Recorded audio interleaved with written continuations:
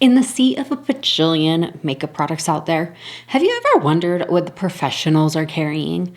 More specifically, the common products that we keep seeing over and over and over in said professional kits? Well, I'm a makeup artist and I'm going to share that with you today. Let's get started. Bioderma. I know, this doesn't look like Bioderma.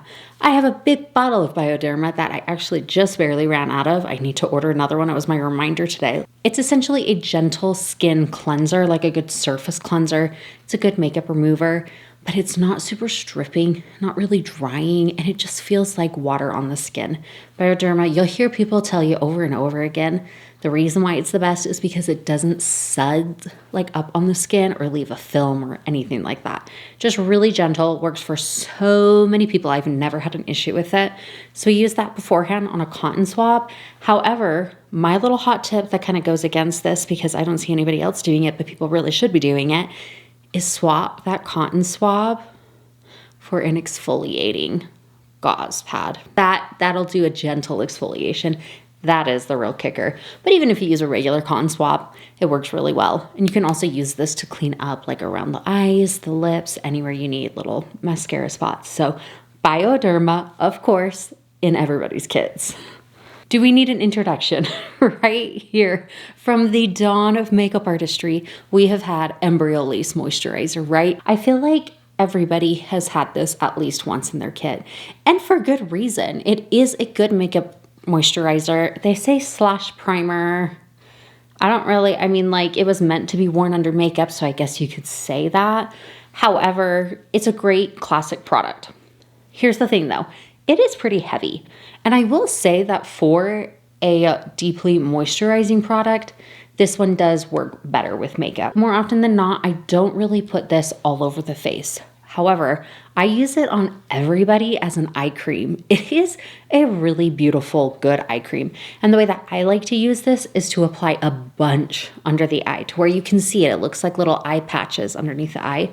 Then we go in first and do our eyeshadow, our lashes, all of that. And then take a Q-tip and just swipe off the excess. And with that, you will swipe off any of the fallout from like your shimmer and your shadows. That way you don't have to put on like your eye cream and then you remove it all with a makeup remover and then like you just undid what you did. Anyways, I just find this is a good, easy step and it keeps those eyes moisturized really, really well. But I will say something that isn't nearly as popular, but I still feel like is worth a mention amongst frequently used in makeup artist kits that I've seen is this Kiehl's Ultra Moisturizer. They have their cream in a tub. That one's a little bit heavier, but this one right here, the moisturizer, it's a little bit, I mean, it's in a bottle. It's a little more runny. I don't need a whole lot of it, and it still works really, really well on most clients. For my normal to dry, normal to dry, this one works really, really well. However, if you have somebody who is oily, a really good makeup artist tip is to use a glycerin spray.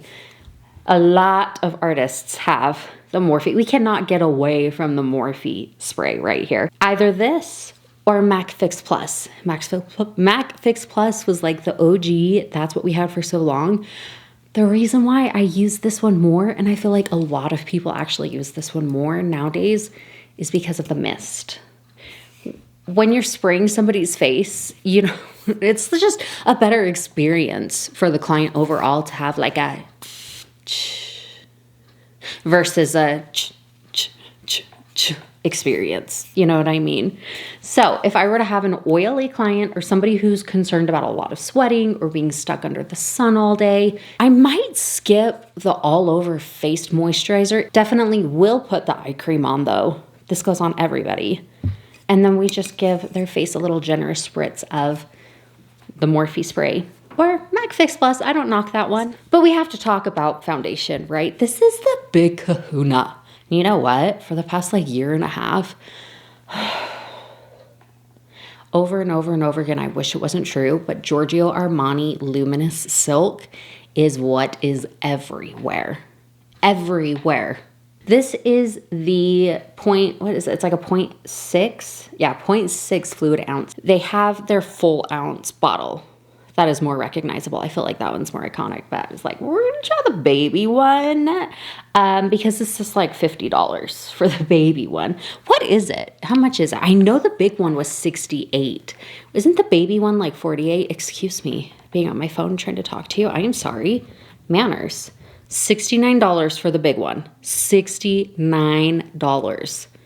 Times that by 10 for a bunch of different shades in your kit. So that's what I thought. So $48 for this little one right here. I have it on my face today. This is a beautiful skin-like foundation.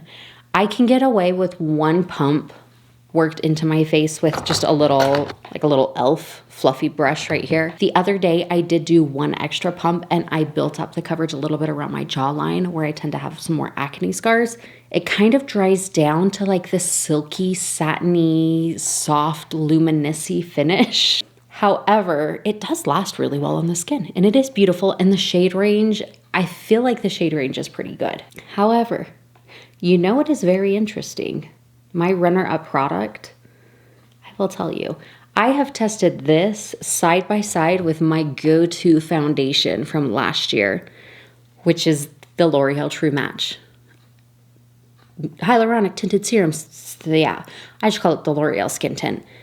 I have tried this side by side, half here, half here. Actually, it was this side. And they were absolutely 99% identical. The L'Oreal side was like 1% more glowy, more shiny at the end of the day. They both held up extremely well on the skin. This was the product for me last year. I had worked with this other makeup artist for like 3 weeks in a row, side by side with her on these weddings. And every single time I saw her clients' makeup when she was done, and I was like watching them walk off. Like, what? Their skin is so pretty. Like it's luminous, it's glowy, it's skin-like, but it's not super greasy. Like, are you hearing me say the same words right here? Yeah, I think it was the third week I had worked with her. I said, I just, what do you use? Because the foundation, the complexion on your clients, I don't know why I'm whispering this, like it's a secret. But I asked her, what are you using on your client's skin? She said, L'Oreal Skin Tint. I saw what I needed to see, and it was so beautiful, and I've absolutely no regrets. So then I put this in my kit, started immediately using it, hardly touching anything else in my kit. Then it was 2 other artists after that over the next few weeks were saying, yeah, I can't stop using this L'Oreal Skin Tint. It's really good, and it looks really, really amazing on my clients. And I was like, it's getting hype. Okay. Whew.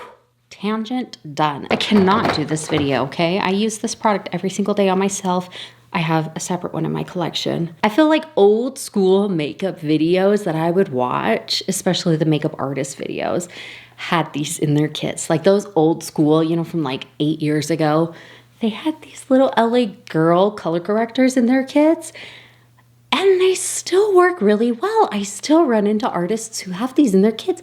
They're just good. They're no fuss. Here's the thing. You don't need to use a color corrector on a lot of clients. Somebody like me who has a lot of purple, blue undertones in my eyes, like under here, I'm going to wear it every single day under my concealer. However, it is really good to have one because if you need it, you're going to need it. And you're not going to want to be without it. So having something like these little no fuss LA Girl ones, they're $5 at Ulta. And honestly, I see them all the time for 50% off. What is a concealer that makeup artists everywhere use that is long wearing, budge proof, full coverage, but can be sheared out if needed? Comes in a lot of shade ranges. The OG Tarte Shape Tape. Yeah. Yes. Yep. Like, what is there to say about this? We have heard about her 7 billion times.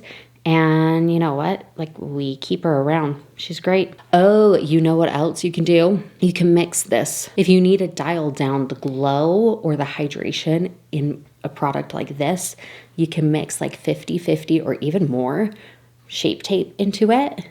Put it on the face, and you've just created your own custom foundation. And if you do have to carry around a lot of different products, or if you're traveling or something, that is a way to save some space. This powder right here, though, we have been told from the very beginning by some makeup artist somewhere that this is the powder that you start in your kit. RCMA. This powder right here is just a very, very versatile product. You can use it on pretty much all skin tones. I will say very deep skin tones, use a very light hand. It can go ashy pretty quick. This will help to dial down and mattify your makeup a little bit without it looking just very heavy. It's not going to add any sort of pigment or alter the color of your products underneath. The packaging, I know. I put it in a little, I'll go get it. I put it in one of these right here that you get these empty powder containers on Amazon. It makes a lot more sense. The Hourglass powders, these are not going anywhere. These are good, stable, beautiful powders, and they are used in a lot of different ways.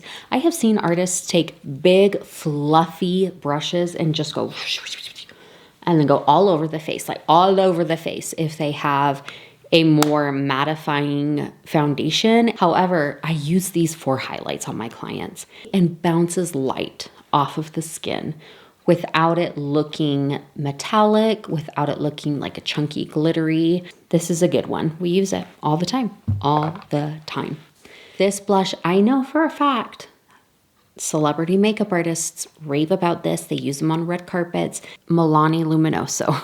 Oh, it's so funny because this little one right here, she started trending again on TikTok. I remember a few months ago, and people were like picking her up, like, this is such a good blush. I'm like, yeah, she has been for like the last 13 years. She's been a good blush. Yeah, she didn't go anywhere. I'm glad she's getting the love again.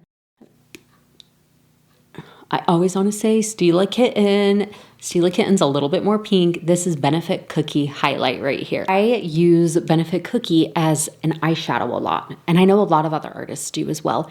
Inner quarter highlight, so good. I have right here on my Cupid's bow a little bit of Benefit Cookie, and just for like a little like boop, a little bit of pop, a little bit of kind of that like glossy lift right here. A little bit of cookie. I feel like the love makeup artists have shared for these lashes is what united us in 2024. It's the Ardell lashes right here, specifically in 421s and 420s. I have 421s on today as well as the other day and the other clip I have.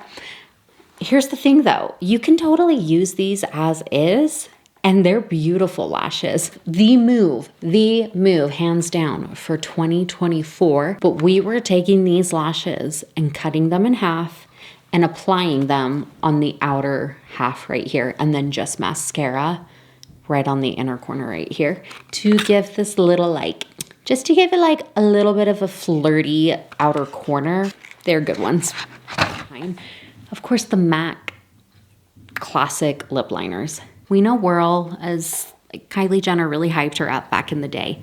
Beautiful color, something that I've been using a lot. A shade is Soar.